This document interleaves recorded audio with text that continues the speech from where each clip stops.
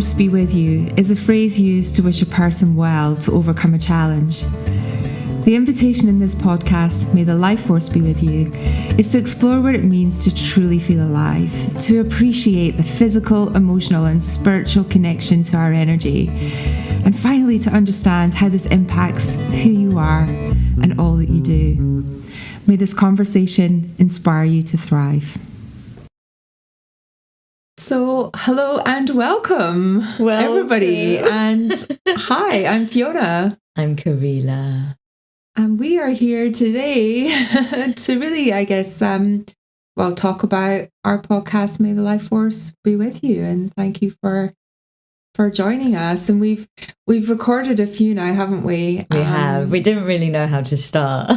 No, it just kind of has naturally evolved as our conversations always do, as you'll discover in each episode. So it's actually been nice to now reflect back and come back and start at the beginning once we've been through a little bit of the journey already.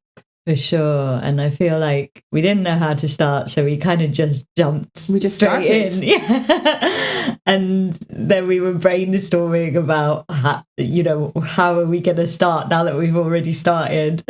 And what we realized is that it might be really good if we introduced ourselves and connected to our why we're doing a podcast called May the Life Force be with you. That's all about life force energy. Yeah. And I think maybe from that, a really good place to kick off is perhaps what life force means. Life force for me is spirit.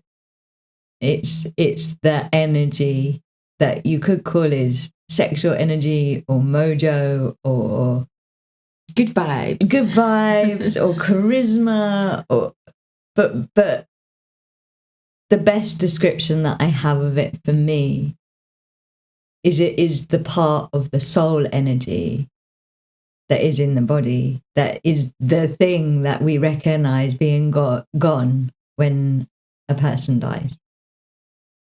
And the life force energy is your soul juice. And therefore all of the fuel of your purpose and your reason for being. Wow. It's pretty important then. What I'm hearing. What is life force energy to you? So life force energy for me, I guess the first thing that comes to mind is energy, and it's effort and it's intention behind all of that. So how, we tend to think that we have unlimited energy supply and life force supply, and it's only in times when you don't, or when you reach the opposite end of that high energy state, that you realize that actually you need to be quite protective of it. It's really important. It's kind of what fuels you literally day to day, but it can impact so much of your life, from what you do, who you have around you. And when you're out of whack or out of kilter, out of alignment with your energy, your life force, then you really feel it. And I've been through some times where that has happened to me. So for me, my interpretation in my head is very much around that energy, what I'm doing with it, how I'm topping it up, how it makes me feel, and how I can recognize when I don't have so much of it at my disposal. When your battery's full, you can top up and grab some, but when it's empty, it takes a lot more to reach down and kind of pull it back up again. It really does. So for me, it like energy is the first thing that comes to mind. And then the second part of that is when you said about the soul juice. I think that when we all have good, positive, filled up life force energy, we become more of ourselves. So it's about being more of who we already are, but we just do more of the good stuff. It's like topping up the good juice. And so for me, it is that combination of energy, but also being who you are, your soul, being your spirit, true, your you, being you or the new. That's what it makes me feel as well. That's beautiful. And I really resonate with everything you say. I feel like, since I committed to this message about Lifeforce, I feel like I've had really challenging lessons every time I haven't been in alignment, every time I've done something against what serves my life force. And it's like it's magnified because I've committed to being a messenger for how important this is. It's like whenever I am not honoring my life force energy, it's so magnified, and I see so clearly the impact of not prioritizing your life force energy. And well, maybe it's a good question to follow on from that is maybe to share a little bit about what you do and what your journey has been to do what you do. Because I'll admit I don't know how to sum up in a short sentence what you do, because I have worked with you in group settings and privately, and it's always very difficult to kind of articulate the impact that you've had on my life force and my energy and kind of my mindset as well. And so I don't think I'll do it justice. So maybe you could just explain a little bit about, I guess, what you do in your daily work, but also how you got there. I'm sure it'd be very interesting, because I don't think I actually know the full story. I help people to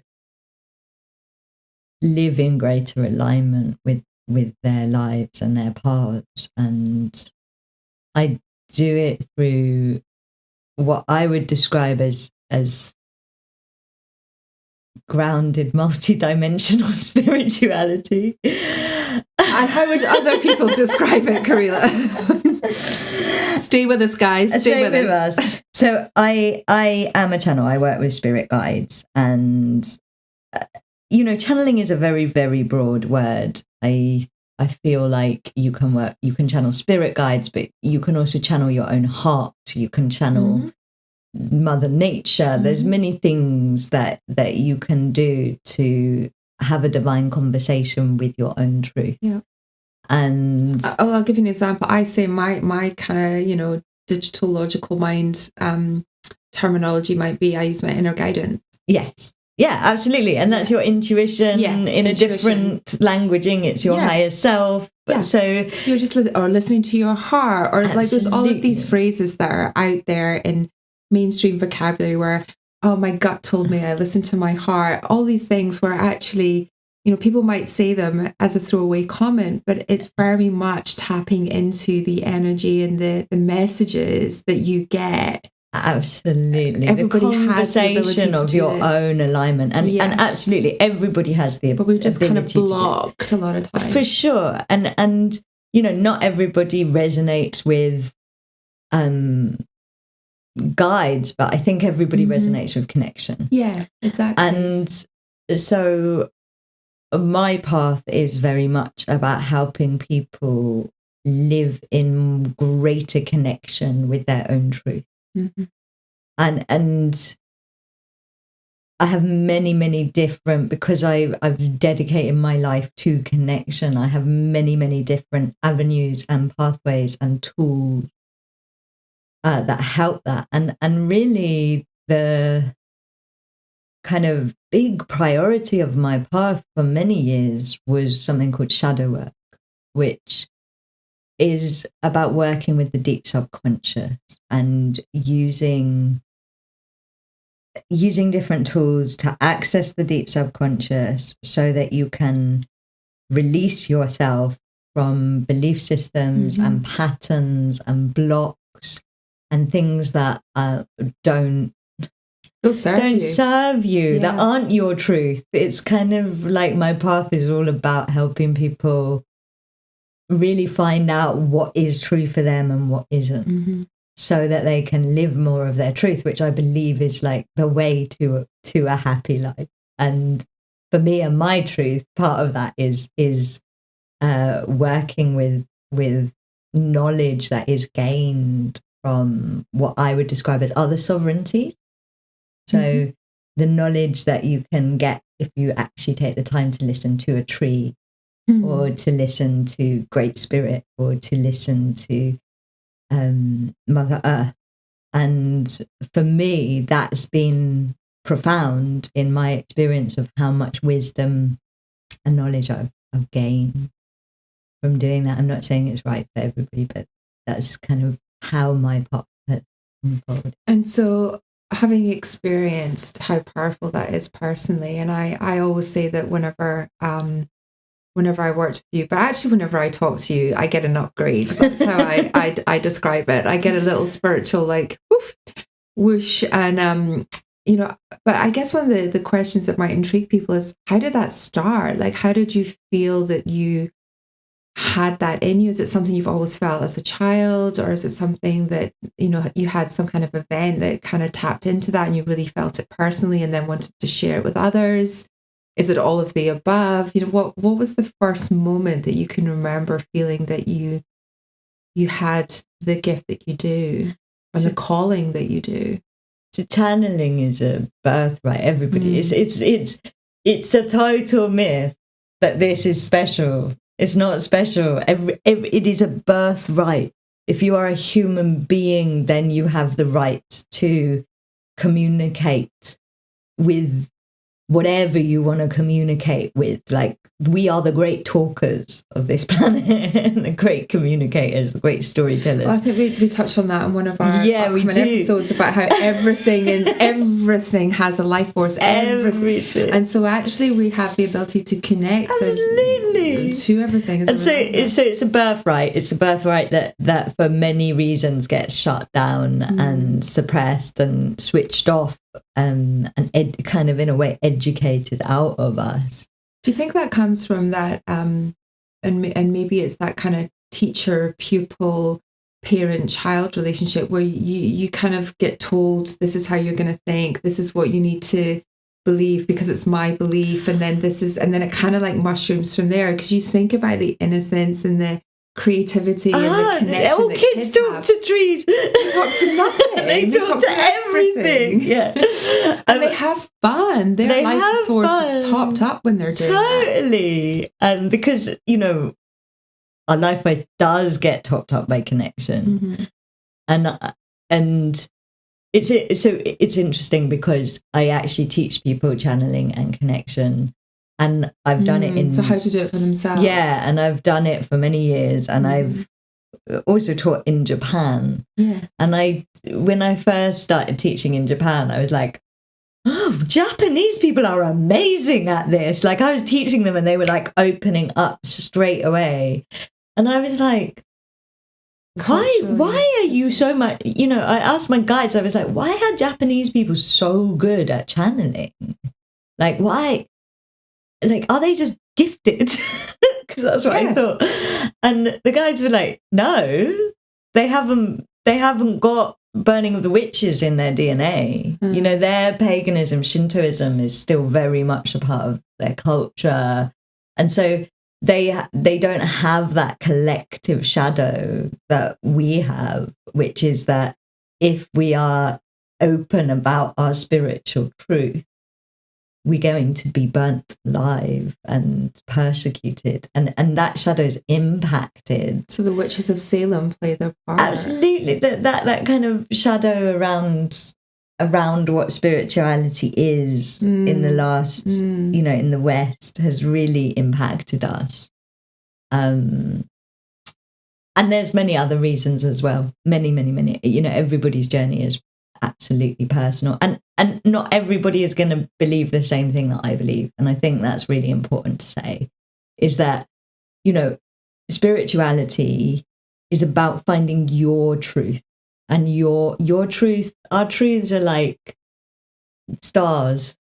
Everybody's truth makes up the whole of the stars in the sky, and so this podcast is not about prescribing my spirituality or your spirituality or anybody's spirituality.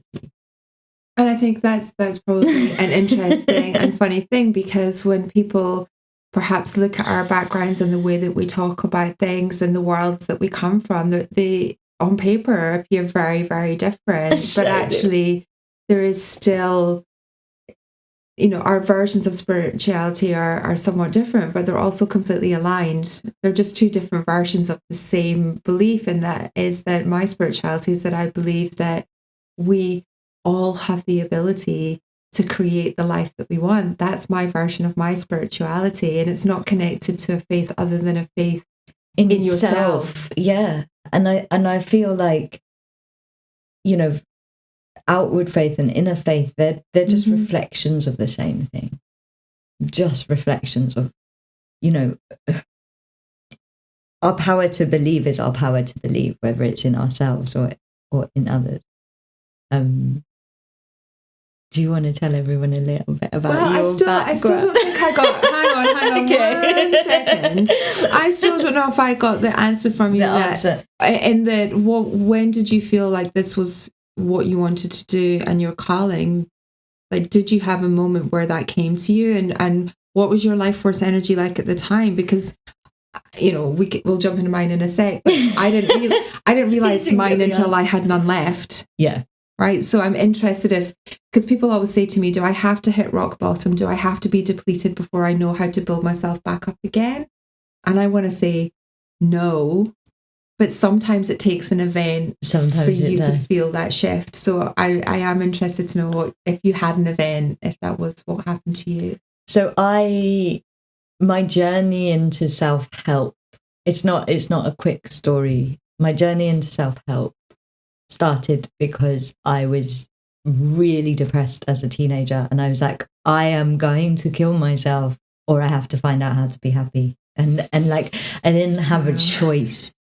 And so I started reading self-help books to try and figure out how to be happy. And that's what did you first pick up? Chicken Soup for the Soul. A lot of people's like gateway book, and it really helped me because it was so good at re-perspecting.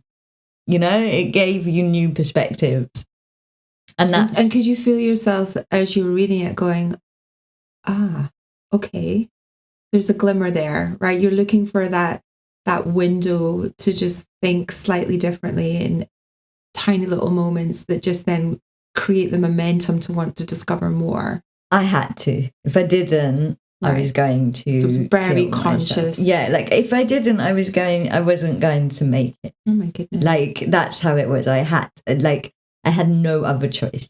If this didn't work, then that was it. And that put me on a self-help trajectory, and then you learn about things like manifesting, and then there were like really significant moments.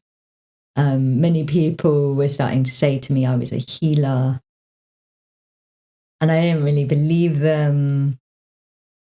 And then I went on holiday with an ex, which was a terrible idea. But it meant that I was left alone, sitting on a load of rocks out at sea, feeling very devastated and very, very upset. And there's a lot of metaphors in there. I know. And I said to the universe, if the energy is real, I need to see it. And when I opened my eyes, I could see it. And I was like, well, now I believe in it because I can see it. And so that was huge. In terms of the channeling, I started to meet channels. I started to meet people that could channel, and I was like, I want to do what you can do.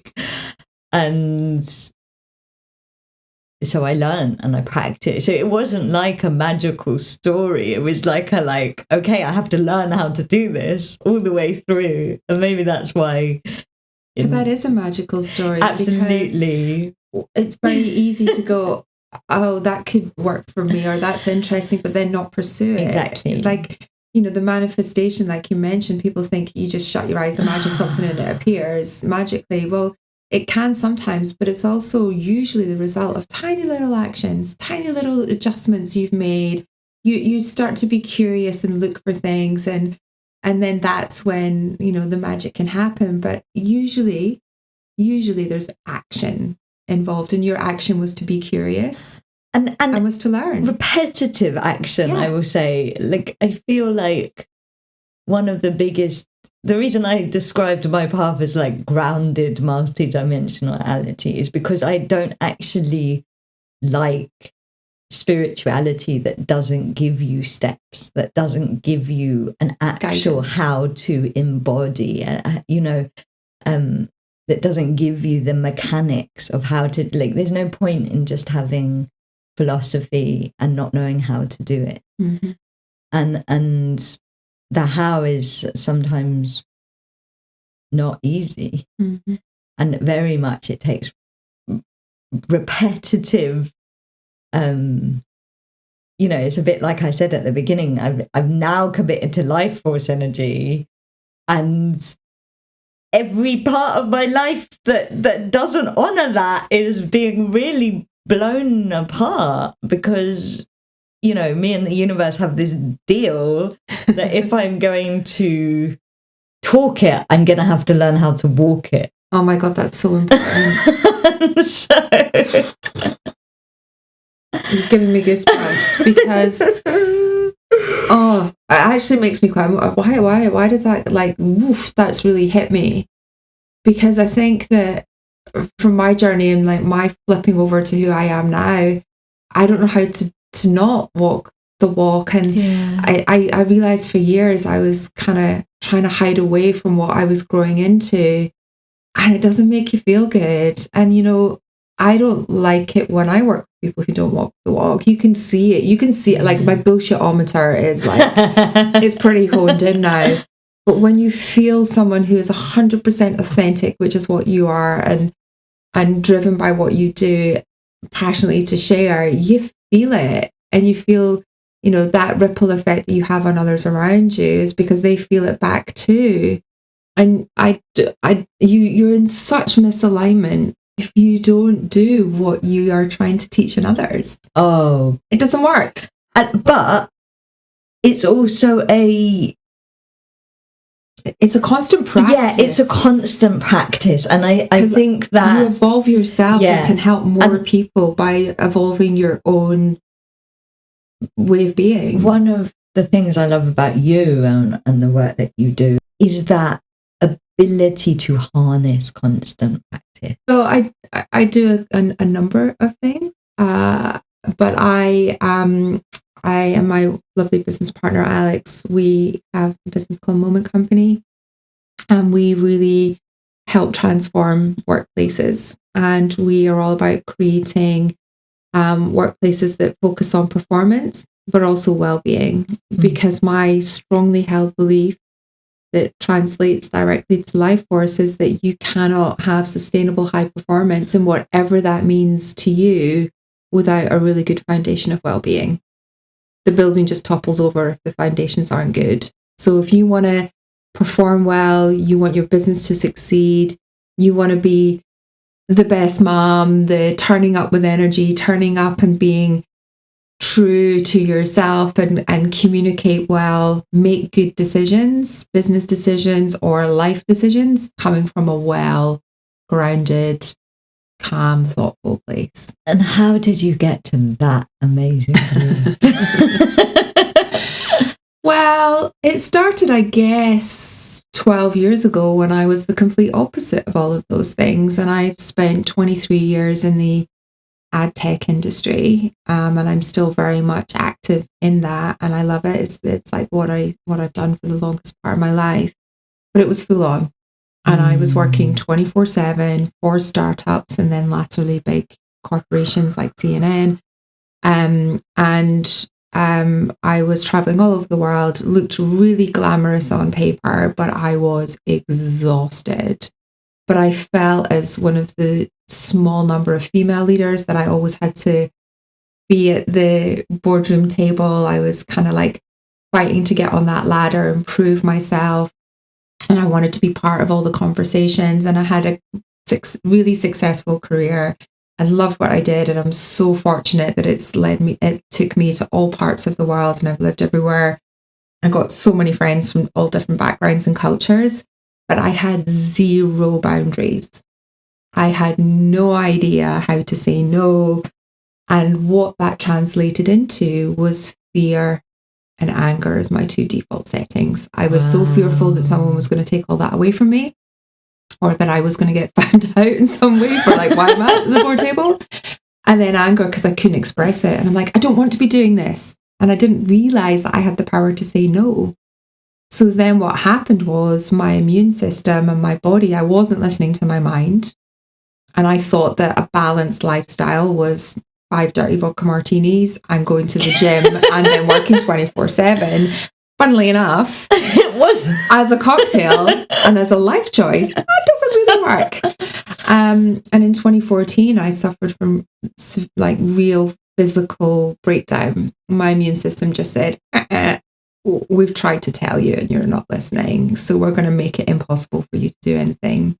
And I've got a very lovely friend who scooped me up and said, you are not leaving my house for a week. Oh, wow. And it turned out I had E. coli, I had Giardia, I'd had the norovirus twice that year, my immune system. Oh, and I was training for the New York Marathon in between all of this. And it's amazing that you can have had all of these things and just be like powering. And I remember vividly, I was actually out on a really long run and I just lost it. I was throwing up into the Thames. I somehow managed to crawl home and just lock myself away for 24 hours and I couldn't move. And I was so burnt out. And I still got up the next morning and went to work.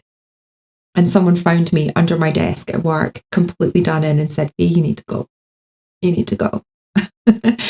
And so that was the start. And I'm like, whoa, that was quite a big message I was getting there. I wonder what's going on. Yeah. And I, at this point, was so skeptical of everything spiritual.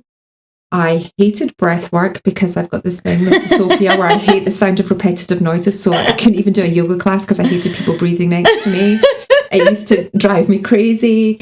I thought meditation was a bunch of bullshit. Someone gave me the power of now. And I'm like, I'm not even reading that. I was so closed off. And then one day someone introduced me to Marianne Williamson and Abraham Hicks, my friend Susie. And I'm like, yeah, okay, I'll read this. And there was something in Return to Love by Marianne Williamson that just made me curious. And just a few things. And she uses religion and faith as icons for talking, or iconography that around religion to talk about your belief. Yeah. And I was like, well, I don't believe that, but I believe this. And there was one day I just lifted my head up and I saw the world differently. And I'm like, I've been walking with my head down for years. And then that started me on a journey of meditation. So I studied transcendental meditation, mindfulness. I studied Reiki. And I just find that the more I did this, news alert, warning, caution, I felt better. And I'm like, ooh, doing a little bit of this makes me feel better. What if I just did it more? And what if I did it consistently? And that's what I did. And then that led me to quit drinking. So I'm 4.5 years sober because I realized that alcohol was a big part of my fear, my anxiety, and my depletion. I was given my life force to a substance and it was depleting me, and I couldn't correlate the two.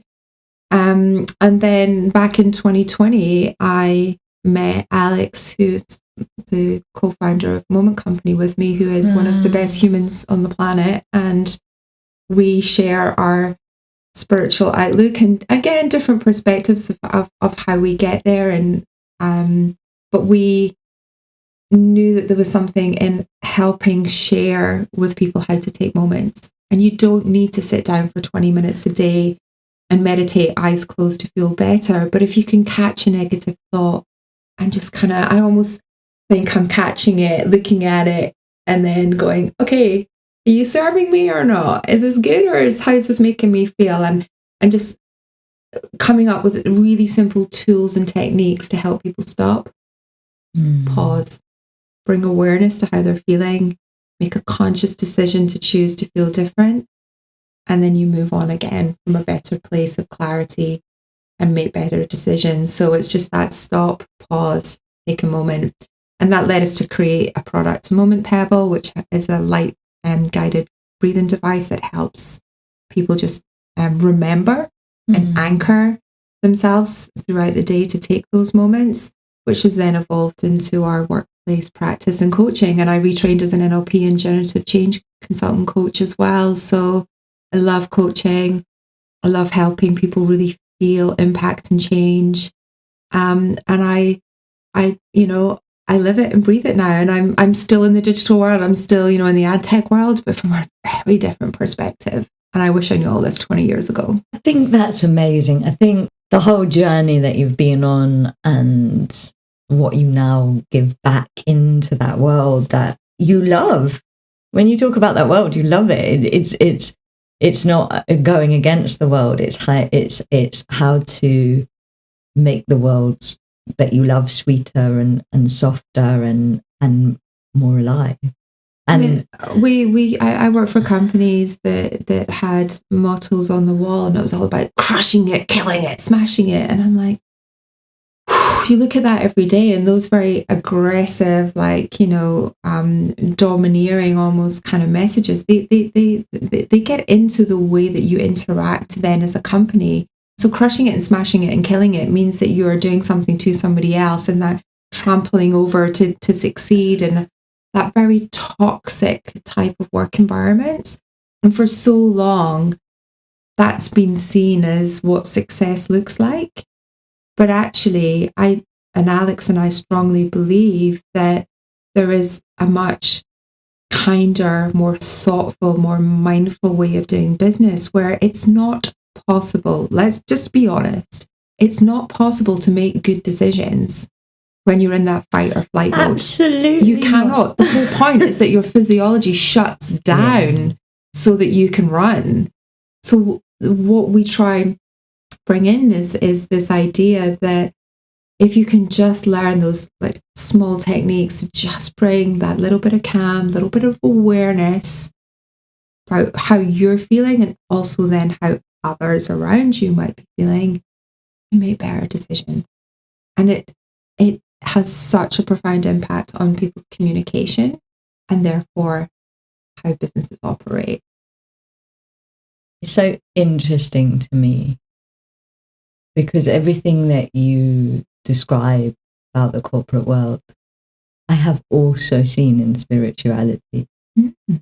And so even though, I've known of yoga teachers that have damaged themselves by doing headstands. I've burnt myself out through doing spirituality because, we associate this with the corporate mentality, but I actually feel like this disregard for our life force energy is something that runs through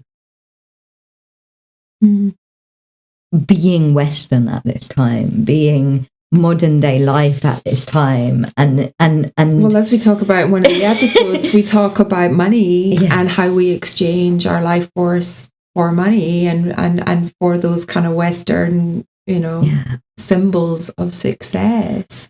And I feel like this is I think you'd agree with me, but life force energy, it is your power to manifest. It's your creative power. It is creational power. Sexual energy is creational power. It's your power to attract. It's your power to magnetize. It's your power to... I love the word charisma. Charisma, your way, your charisma, And within it is your imagination. And one of the things I notice is that, if my life force energy is low, my ability to imagine is weaker. So my ability to imagine a different solution, my ability, channeling uses imagination. So I know when I'm low on life force energy because my channel is weaker, and it's this is the magic juice of everything you want.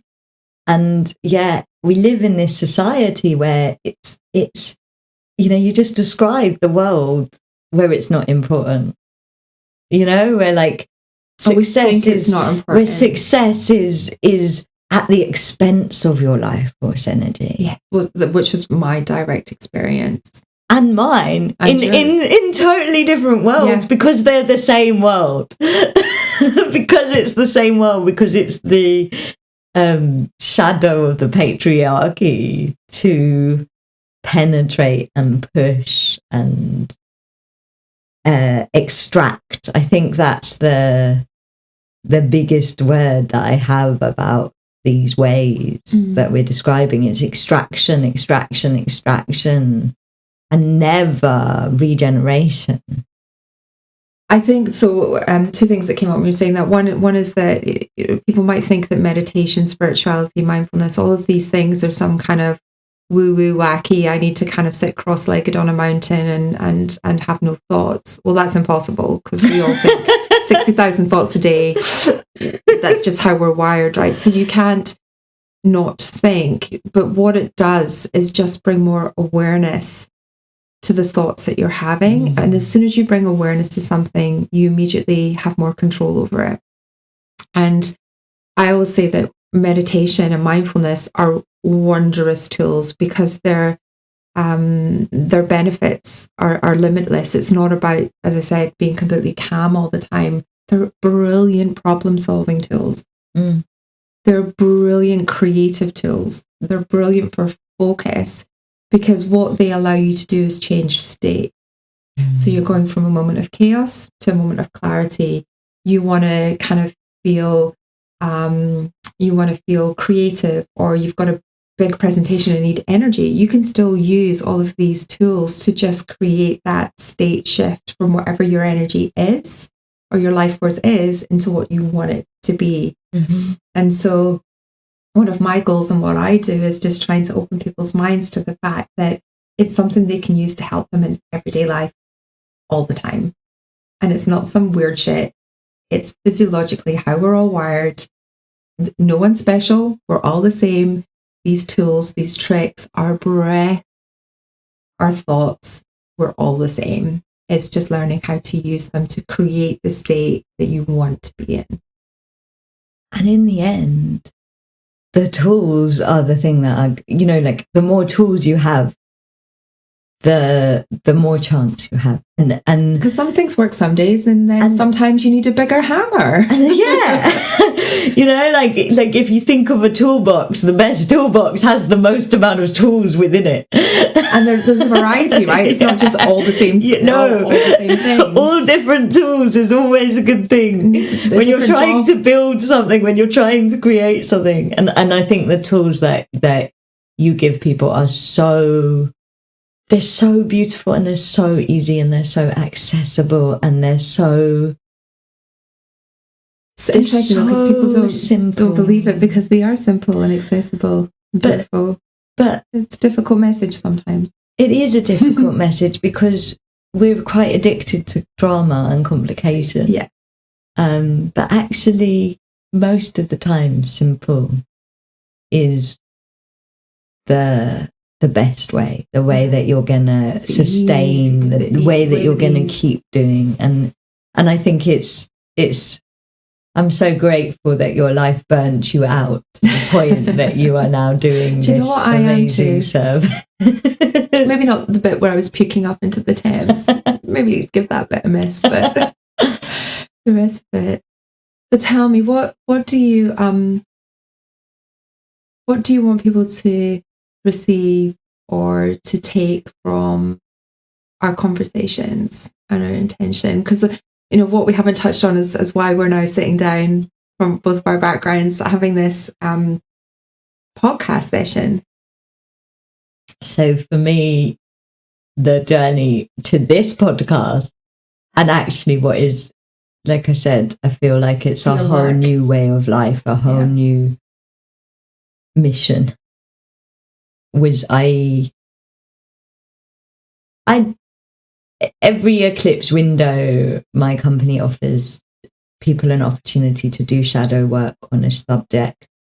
And last year, I couldn't think of a subject that I wanted to work on. And then I was like, oh, you know what? I'm so tired of being tired.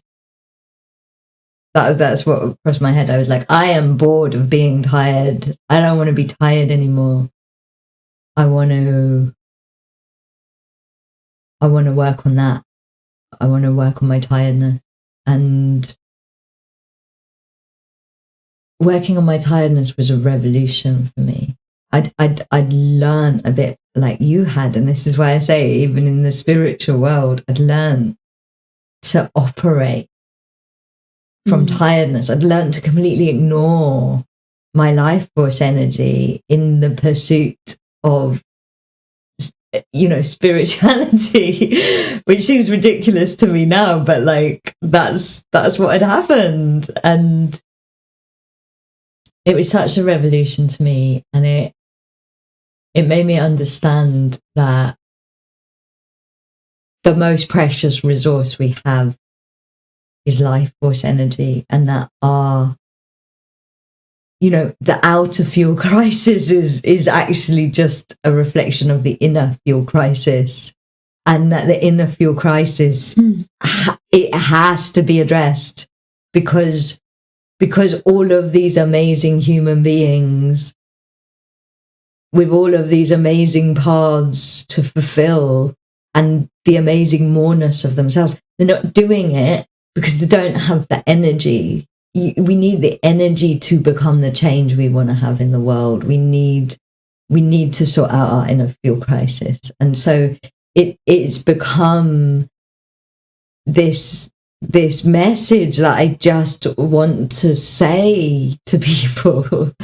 And what I want from these conversations is literally just to remind people and inspire people to think a little bit more about their life force energy, because I wasn't thinking about it. It wasn't in, I was looking after my health. I was looking after my spirituality. I was looking after my intellect. I wasn't thinking about my most precious resource.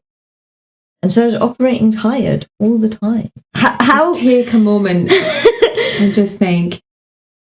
The answer to the question, how are you? How many times is it I'm good but I'm tired? So we say I'm fine as a nation in the UK 214 million times a day. just off the top of my head. It's one of the things that we talk about, that we don't actually stop and think, yeah, but how are we? And there's thought that there's 3,000 emotions on the emotional wheel by Gloria Wilcox, and we say I'm fine, but actually there's like 1,000 different ways that we're all fine. It's usually the second, yeah, but how are you, that you get to the next word. So even just reflecting, because I love, words, and, the analogy that you use there about the outer fuel crisis, the inner fuel crisis. Whoa, that like really hit me.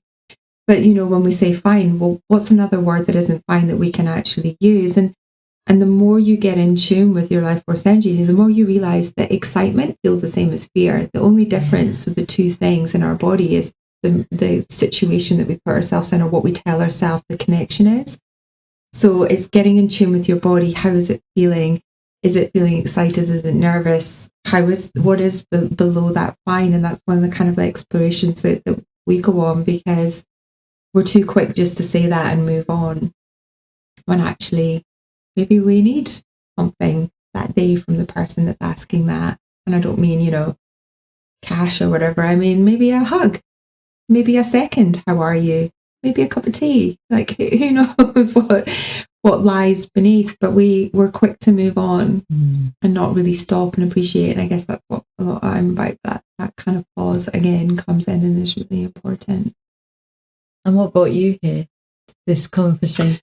I guess my own curiosity in having these conversations, because I guess the feeling that spirituality does have connotations around it, and my growing beliefs and my growing path is that I'm always interested and curious about how we can spread the message of what being in tune with yourself means, with taking control and empowering yourself over your own life force, over your own decisions.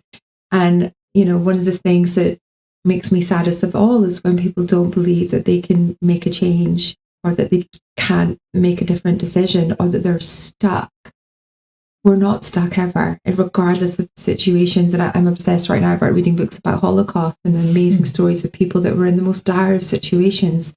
But with Viktor Frankl in particular, he always believed that there was, the last thing that could be taken from him was his freedom to choose. And so we can choose how we feel. We can choose a different day. We can turn left instead of right outside the front door just to mix things up. But all these small steps create new pathways in our brain that rewire us in a different way so we can live tomorrow differently. And I just love our conversations because they come from very different spiritual places, but it's about how can we help people realize that they are empowered.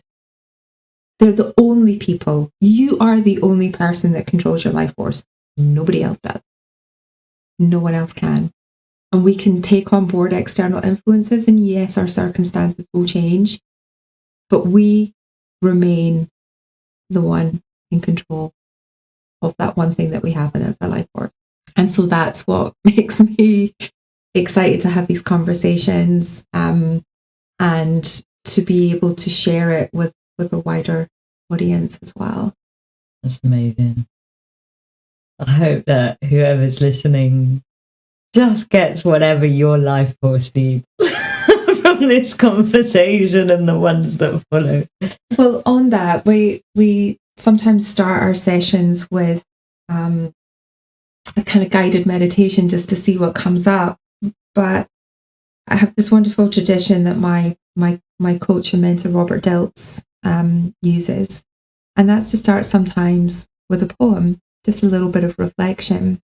So I thought it might be nice to end with this, and the reflection is the invitation to listen to some more episodes and to come along with us as we explore more of what life force means to all of us. So this might be one that you're familiar with, but it's Rudyard Kipling. If you can keep your head when all about you are losing theirs and blaming it on you. If you can trust yourself when all men doubt you, but make allowance for their doubting too. If you can wait and not be tired by waiting, or being lied about, but don't deal in lies. Or being hated, don't give way to hating, and yet don't look too good, nor talk too wise.